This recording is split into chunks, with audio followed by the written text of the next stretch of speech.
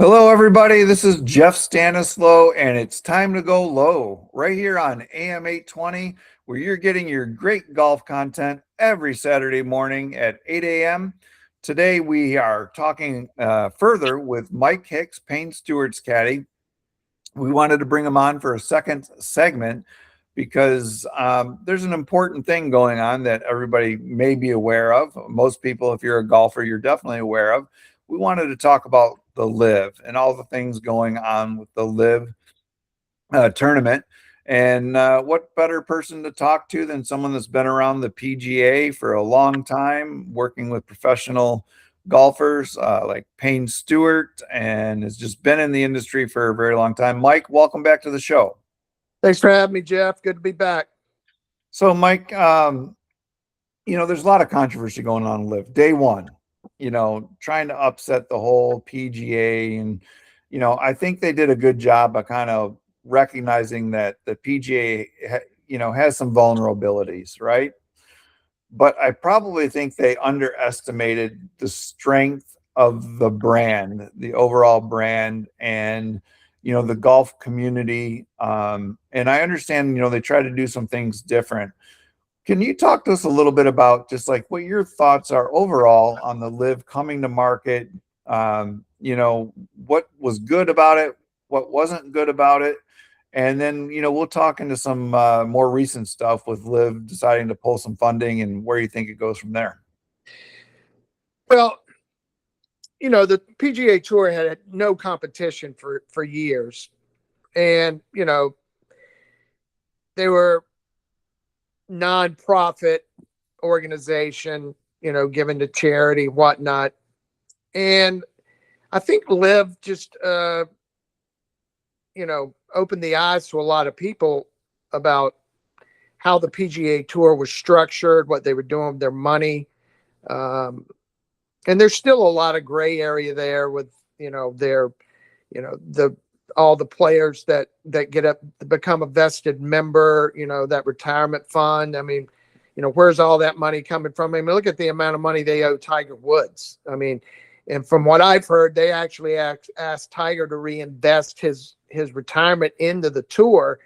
And Tiger said no. So now I don't know how true that is. That's just rumor. That's just what I've heard from some people that are on the know, so to speak. But what it did, it just opened the eyes. It created competition. And you see now the tour has changed their whole thought process as far as scheduling goes. They've hired this former NFL guy, management guy that's coming in to run the tour now. And, they're going to model it after an NFL schedule. From what I understand, they're going to go down to 20 tournaments, which in my opinion is not the right way to go because look, it's not a contact sport, golf, obviously. You have to play golf to stay sharp. So, I'm a little skeptical on the whole scheduling thing because, what kind of quality golf are you going to get with just 20 tournaments? Then you throw the 4 majors in, that's 24 events. So it's just, I don't know. I don't know if they're going down the right road or not. But, LIV created competition. It's opened the eyes to maybe some team golf stuff, which I think went over well. I think that's a really good idea. There's a guy I know, I won't mention his name, but he's been in the golf industry for a very, very, very long time, almost as long as I have been. That's trying to start another tour that the team format is a part of that. And there's a great need for another tour because you have so many people trying to play golf for a living and there's nowhere for them to go. The PGA Tour is basically impossible to get your card out there now. They've cut the Corn Ferry down to 20 cards. And even if you get a card from the Corn Ferry, with the current model they got, who knows how many tournaments you're going to get in. So, it's all messed up. Everything is, it's messed up. What are they going to do with all these LIV guys now coming back? Are they going to welcome them back? So there's a lot of gray areas there. And I will say this too. The PGA Tour has always had, I call it a freak. Tiger was a freak, just an incredible player. They always had Nicholas, they had Watson, Palmer, Player, Greg Norman. They've always had a, freak of nature, a very iconic personality that's pushed the needle, right? That's sold TV contracts. Well, the Tiger effect is gone. Now, I love Scotty Scheffler. I love him. He's a Christian. He's a great man. He's a great player. But he's just, he just goes about his business. He's not flamboyant. He's not a great big personality. Whereas Bryson is the freak that the PGA Tour needs. He plays differently with the same length clubs. He hits the ball further than anybody. Everything he does in a unique way. His putting style, everything about him. He can move the needle. The PGA Tour really needs Bryson back, in the fold. They got the new TV contract coming up. And I can tell you right now, this new TV contract is not going to be anywhere near what the last one was worth, because they still had Tiger. They don't have Tiger anymore. So it's going to be interesting to see how that all plays out. Yes. This is Mike Hicks, Payne Stewart's caddy. You're listening to another great episode of the Let's Go Low show. Your host, Jeff Stanislow. This is brought to you by Golfers Unite. If you visit golfersunite.com, you can become a free membership, get access to 4 fantastic brands and some deals, become a premium member for $30 a year, and get access to 14 more. So go check out golfersunite.com, click on the membership button, and see what you can do. Yeah, Mike, one of the things that I thought LIV did was just the disruption, right? So disrupting an industry makes the incumbent kind of rethink some things, makes the incumbent, try to make the product better, opens up its weaknesses, looks at its strengths, like does a SWOT analysis, right? Strengths, weaknesses, opportunities, and threats. And I think good will come of it. I think where LIV kind of made a mistake is they tried to make too big of a splash. I thought a better strategy would maybe to have them try to take out the Corn Ferry, create the next generation, or that, kind of new cornerstone, the new Tiger effect player. Maybe structure contracts with them that are a little bit different, have them get paid, you know what I mean? So these younger players can work at it like a job, get better at, hone at their skills, survive the industry. I mean, you've seen a lot of great players not survive the industry just because, they just didn't have enough wins or enough sponsors, but they could have made it throughout the years. And then maybe do a contract where they get a portion of that player's earnings and future earnings, or future sponsorship deals, and they can build something different. But, they chose to make the big splash. And now, PIF has decided not to fund it as much as they do. So they have a whole new, business plan, a business model that they got to come up with. So they got a lot of challenges ahead.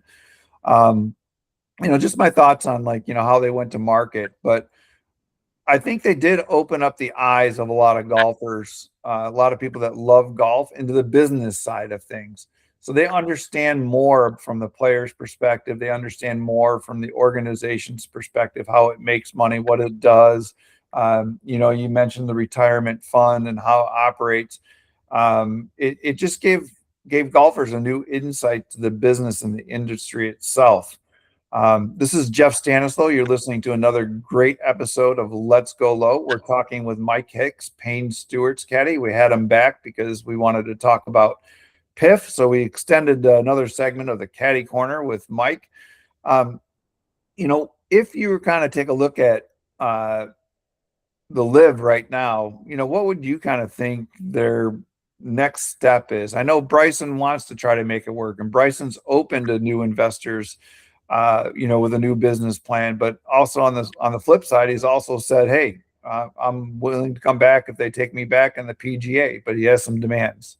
What are your thoughts on if you were LIV, or what you think would be good? Well, first of all, the when all this went down, the PGA Tour made the mistake of just playing hardball and not working with LIV.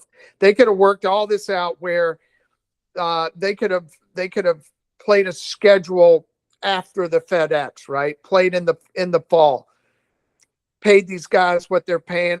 Obviously wouldn't have been as much money. And another thing, money is not always, but money runs everything. And it's like our federal government. You just throw money at it and think that's going to solve the problem, right? And all LIV did was it's basically bankrupting the PGA Tour. Now, from what I understand, and I don't know how true this is, but again, somebody in the know, the PGA Tour lost $450 million last year. That is not sustainable, So it's throwing money at something is not always the answer. And like I said before, the tour should never have played Fincham or who was the last commissioner? Guy just retired. Yeah. Anyway, I think he did some injustice. He did not. They should have never played hardball. They should have worked something out with LIV, where you don't have all this chaos going on now that they're going to fold. And I can tell you right now, LIV is going away. Nobody's going to start throwing that kind of money around, to keep something like that alive. Now, will the PGA Tour adopt some of the ideas that LIV had, whereas